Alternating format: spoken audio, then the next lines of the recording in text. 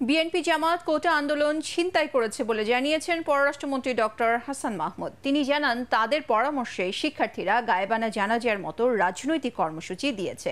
জাতীয় প্রেসক্লাবের স্বাধীনতা পরিষদ আয়োজিত প্রধানমন্ত্রী শেখ হাসিনার কারাবন্দী দিবসের আলোচনায় এসব কথা বলেন মন্ত্রী। তিনি জানান, লাশের রাজনীতির কারণে বিএনপি জামাতের প্রেতাত্মারা এখন শিক্ষার্থীদের ওপর ভর করেছে। শরফুল আলমের রিপোর্ট।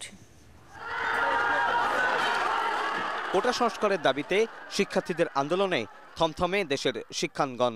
চলমান কোটা সংস্কার আন্দোলনে গতকাল দিনভর সংঘর্ষে ঢাকা, চট্টগ্রাম ও রংপুরে ৬ জন মারা যায়। আহত হয় কয়েকশো আন্দোলনকারী শিক্ষার্থী ও ছাত্রলীগের নেতাকর্মীরা।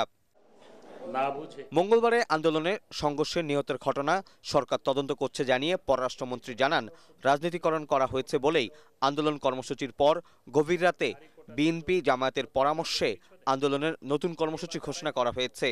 গায়েবানা জানাজার সব মিছিল, অর্থাৎ লাশের রাজনীতি, এই কর্মসূচি বিএনপি জামাতের কর্মসূচি, বিএনপি জামাতের পরামর্শ দেওয়া হয়েছে। কোটা আন্দোলনে যারা নেতৃত্ব দিচ্ছে তারা বিএনপি জামাতের হাতের পুতুলে পরিণত হয়েছে।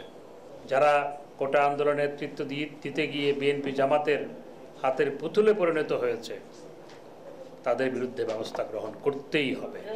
আমরা দেশকে, বিএনপি জামাত কারো সেন্টিমেন্টকে কাজে লাগিয়ে অস্থিতিশীল করতে দিব না।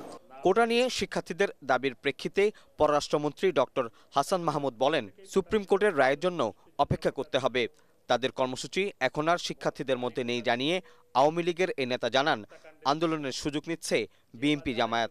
তোমাদের নেতারা তাদের কাছে বিক্রি হয়ে গেছে। এই আন্দোলনটি এখন তোমাদের হাতে নাই, এটি বিএনপি জামাত ছিনতাই করে নিয়েছে এবং তারা চেয়েছিল দেশে লাশ তৈরি করার জন্য, সেটি তারা কালকে করেছে।